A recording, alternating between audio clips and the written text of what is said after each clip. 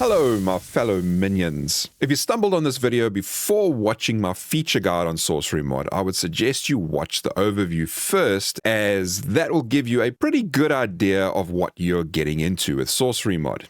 Here we are trying to focus on how to do certain things and won't do an overview like the previous feature guide was doing. First up, the best place to start is at the beginning. What happens when you first enter the world? Well, after the initial cutscene, you are immediately asked to do something very different from any of the other 7 Days to Die mods out there. You must collect this weird stuff called essence. Now, previously we did say that essence is used to craft items such as spells, weapons, and more complex resources. So you get this essence from various places around the map. Essence comes from the candy trees dotted around here and there. You get wood from cutting the trees down, obviously, but also a bit of essence from each particular tree. So a blue ice tree will give you ice essence, same with fire. The orange or red trees for fire essence. Cut these down and you will get a little bit of essence at each cut.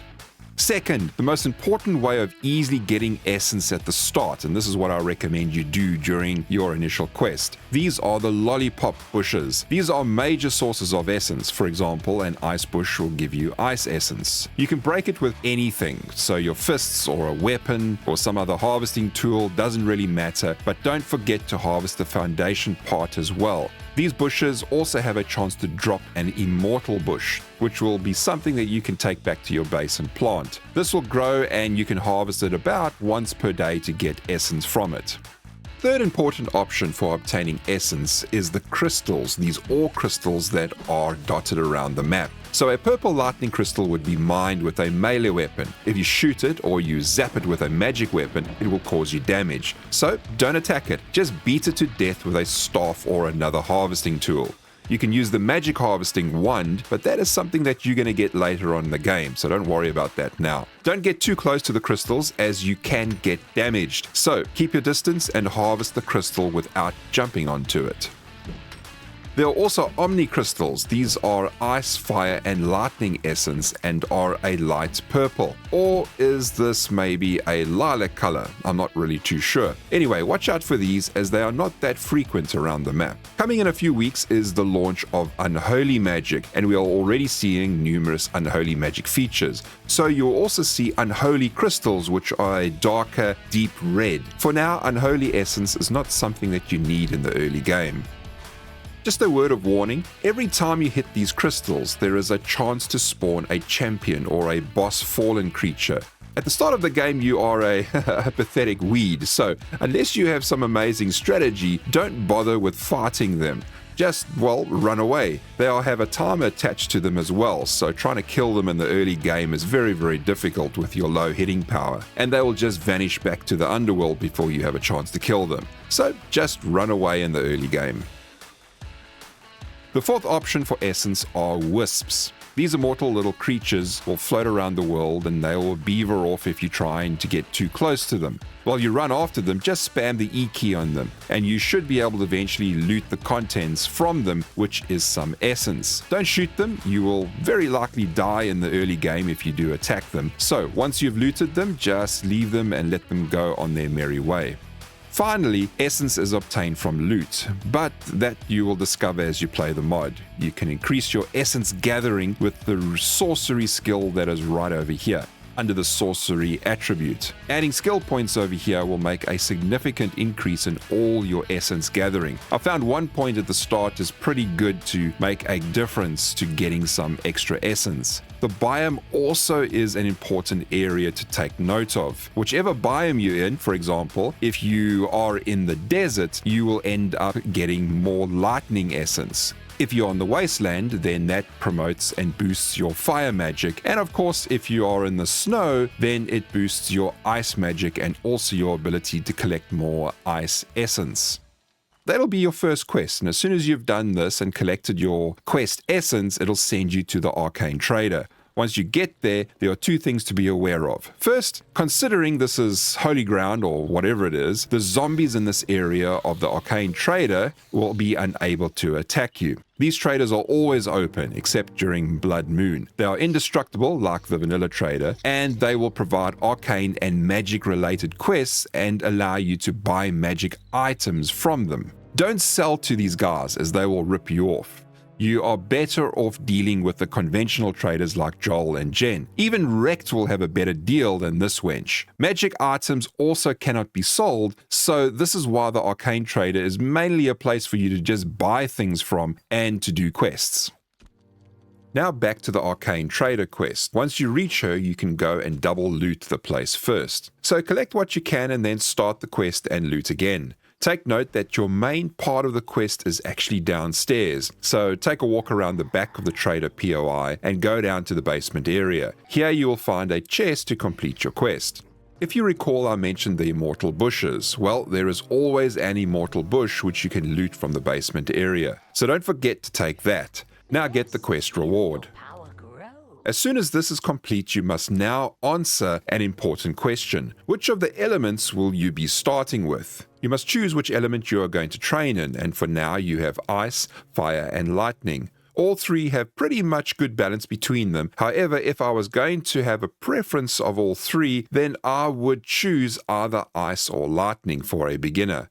I enjoy them as between ice and lightning, I find that they are a good option to slow or stun my attackers. I'm choosing lightning for now, and along with that choice, I will also choose sorcery training as an option. Whether you're doing fire or also ice, you will also get to choose the sorcery option.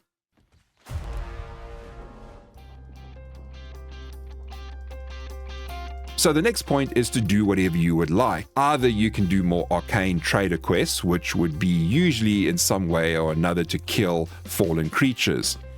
You can also do normal trader quests. Of course, you need to find the trader first. Third, you could just go around exploring and visiting various POIs.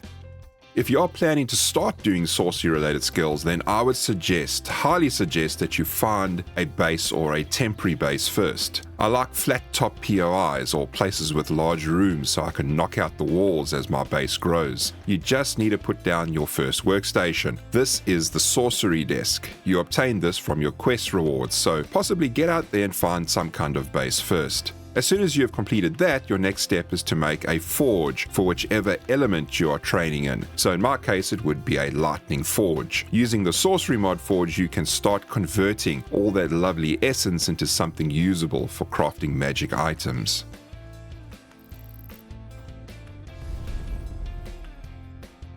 Right, let us take a look at the set of skills that can be quite intimidating when you first look at them. You have two sets of attributes. The set that is on the left, they are your basic vanilla ones, something that you all are used to. Then on the right are the magic and sorcery attributes. If you choose lightning, then you will start putting skill points into your lightning tree. What is important is to understand your main core sorcery attribute is also over here.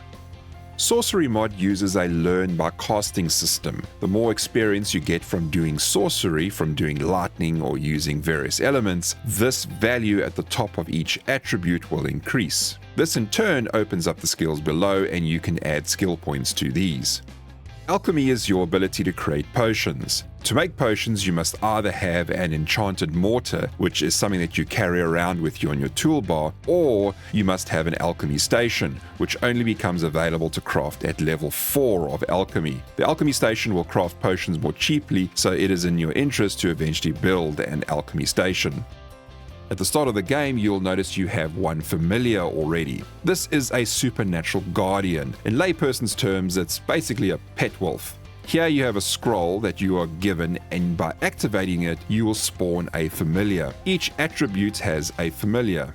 So adding points into the lightning familiar skill means that you can craft lightning familiars. Doing all of them will allow you to create familiars from all of the different elements. And you can have multiple familiars running around at the same time and can use them to help distract and attack the enemy. We bumped into this particular fallen creature that is wandering around, and once they spot you, you will be attacked. So if you kite the creature and move at an angle, you will likely be missed. As you get closer, release the hounds, or at least the hound. If it works correctly, the fallen will attack that familiar. All fallen have blood that you must harvest from them before they die. You will notice as you get closer to the fallen, you have a chance to loot the creature. This is before the creature is dead. So if the fallen is stunned or frozen, or it is distracted by the familiar, you can quickly harvest the blood from it, then kill the creature.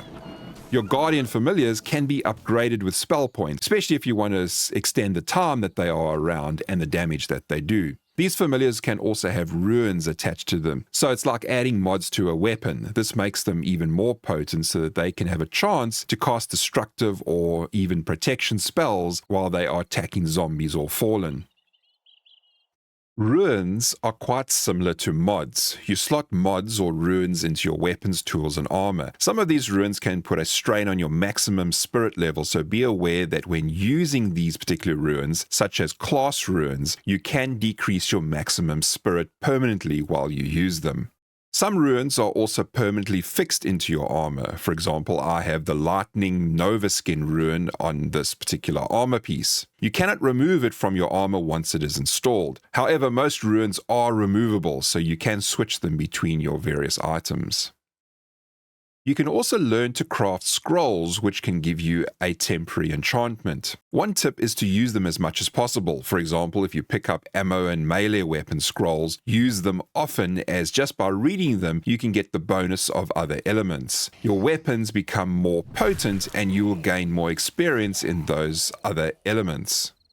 Shrines are these archway-type monuments dotted around the landscape, and they will give you a blessing. You hit the shrine, and it will activate a time-limited buff. Be aware that, like the elemental crystals, these things here, when you hit them, there is a very low chance that a champion or boss fallen may spawn. Shrines can be crafted, but are usually something you do in the later game. So you could set up a shrine farm, and by creating your own shrines, it will help you obtain those shrine blessings before going into an important battle or doing an important POI, or just before Horde Night starts.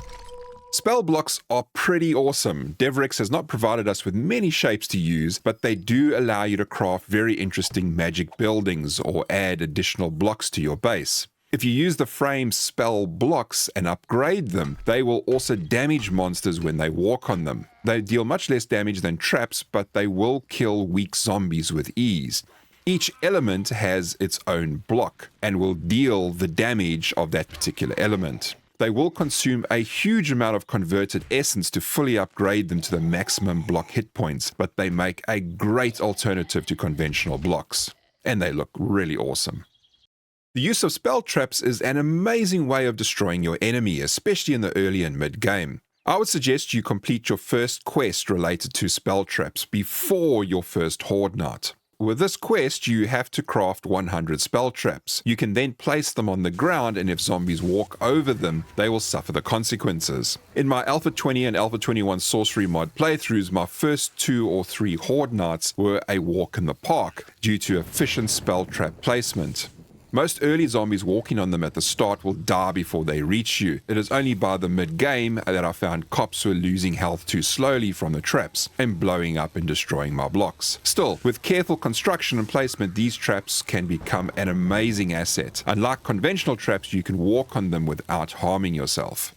Spirit is very important, one of the most important skills, and at the start, one of my first skill points will always go into the spirit section. Your tailoring skill is, well, quite obvious, crafting magic armor and clothing. The arcane wheel can only be crafted at level 2, but sometimes you will find a working one at an arcane trader. The harvest wand is not just for harvesting your farms, it is used for basically all harvesting. You can do your mining and digging with it. Even your salvaging can be done with it, so salvaging vehicles will be also better when using the harvesting wand. Take note that there is a negative aspect to using the wand.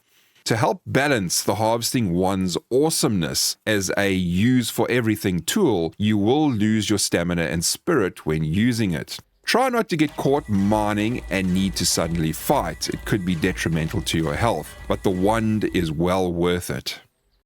Weapons and spells are pretty fun, and each attribute has 3 different spells. In this case, with lightning, you have the lightning spell, a storm totem, and a lightning storm spell. The spells are each crafted, but you are not crafting a weapon when you do this. Spells are used with the Spellcast weapon, so to actually use one of these spells that you have crafted, they are equipped to your Spellcast weapon. You can even hear it in the name, it is a Spellcast, the ability to cast your spells. So you have crafted a whole lot of lightning spells, you can then attach the lightning spell to your crafted Spellcast weapon. Then using the R key, you can choose between the different spells and which ones you're going to cast.